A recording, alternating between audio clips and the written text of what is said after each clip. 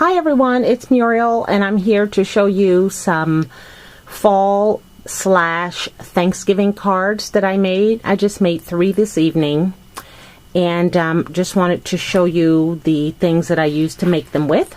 Starting with the paper pad. This is the K&Company Tim Coffee paper pad that I recently purchased over at Big Lots.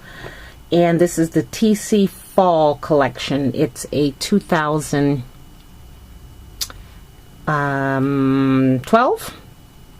collection, but beautiful, especially for fall papers, and I thought it would come in handy to make these Thanksgiving cards. So I'll just let you really quick look at some of the pages here, and it is double-sided, which is good. I made crisscross cards, so those are perfect, and you almost need double-sided paper. If not, then you're doing a lot of cutting. So that's what I used, and you can see the ones that are cut out. I also used some of these burlap flowers that I made a while ago. I hadn't used them yet, so it came in perfect handy to use those. Here are some punch outs that I found. I kind of was really digging deep in my stash. I don't have a lot of fall Thanksgiving stuff, but nonetheless, these are some Keeping Memories Alive leaves and pumpkins perky punch outs, excuse me. And I just kind of put some vintage photo on them and used them on at least two of the cards. I pulled out the last bit of this beautiful lace from Craft Supplies 1, and ladies and guys, it's 20% off right now over at Julie's shop. So if you like this lace brown trim, you may want to go over and get you some while the sale is still on. Here is some beige cord, like a rickrack for my stash that I used. I dug these Petaloo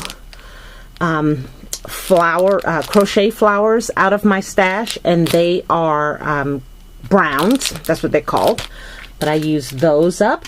Here is some, this is real funny, my Stampin' Up! Demonstrator. Recently I placed an order, and she always gives me a little something something. So in this little thank you bag, she gave me some tags that she had stamped, and it had some really cool red and mustard twine that I used on one of the cards.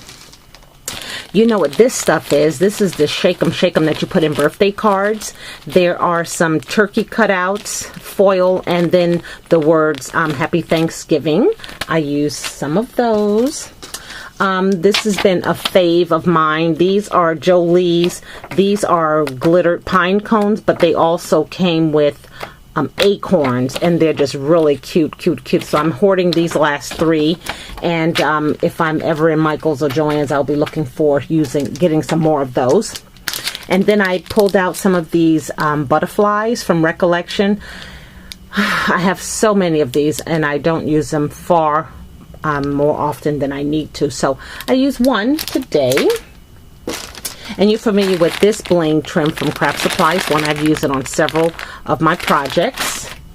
Here is some trim that I did not know or remember I had. Real fun. I think I may have got this like Deals on Wheels from Joann's. This is really fun. So it's got all this eyelash trim hanging down on a corduroy, not a corduroy, but a braided piece of yarn. So that was fun to work with. I just used a piece of that on one of the cards. And then I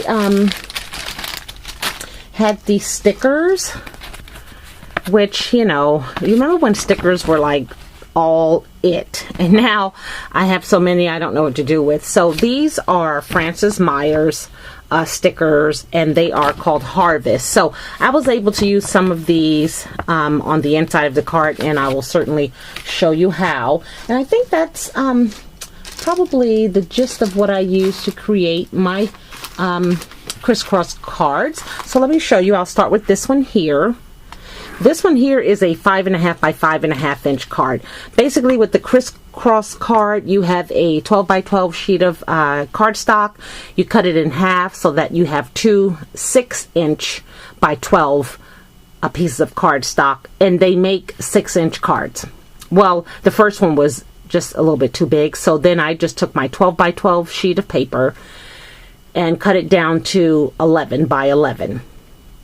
And then from there, cut it in half, and then cut that half in half so that it became the 5.5 inch card. So here's the first one. There is the burlap flower that I made, and it has some crochet trim and a button here. And this card, or this cutout, is from Rooster Provincial paper pad by Recollections. I just put it on some pop dots and just stuck it there inside the slit of the card. And you'll see that little green leaf that I used. I just distressed it with some vintage photo. Behind there is the cute acorn, and then behind there is a acrylic leaf, and I've had several of those. There's a stick pin that I use, and remember, this all this busyness is the spray. I made a couple of those a couple of weeks ago, so basically it was easy to put this card together because the spray kind of started it, and then I just layered all the rest of the stuff on top. There's a butterfly. Now, I know we sell these at Craft Supplies One, but I don't know if they are a clip. So this one may not be a Craft Supplies One butterfly. I'm not sure where I got this from, but it worked. So I was just able to stick it in there and kind of hide it that it is a clip. And then the inside of the card here, I use some of that bling trim on top. I use the ornamental die cut by Tim Holtz, is it called? It fit the card, the inside of the card, perfectly. And then just one of those stickers here of some leaves with some acorn branches there. So that's where I'll write my message at. And you can see with the double-sided paper how cool it looks, because the front of it is a light color and the inside is totally different. And then on the back side, I use those perky punch outs to house my signature, design label, so to speak. So if you don't like these punches anymore, if you don't like stickers, you can find another way to use them. And that's what I did. I did use the leaf, but then these are the ones I'm talking about. I used them on the back. So that is card number 1. And here is card number 2. It is also 5.5 by 5.5. Now this one is where I use that really cute eyelash trim on the bottom.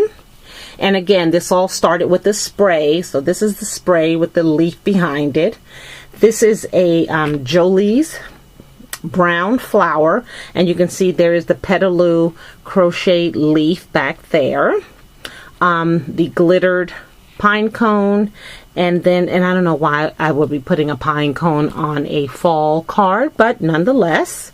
And then there is the acorn, so cute, behind there. And then this twine. Remember I told you she gave me this in a like a little gift pack or whatever, thank you gift, and the colors were just so perfect, so I just had to use it. Then I took a cutout from the Rooster Provincial paper pad of the rooster and glued him down here, and that's where I use that Happy Thanksgiving. If you can see the cellophane or the foil Happy Thanksgiving right across there. I thought that was pretty, so that this is more pow and the Happy Thanksgiving is a little bit more set back subtle. And then there's that cord trim on the top of the card there.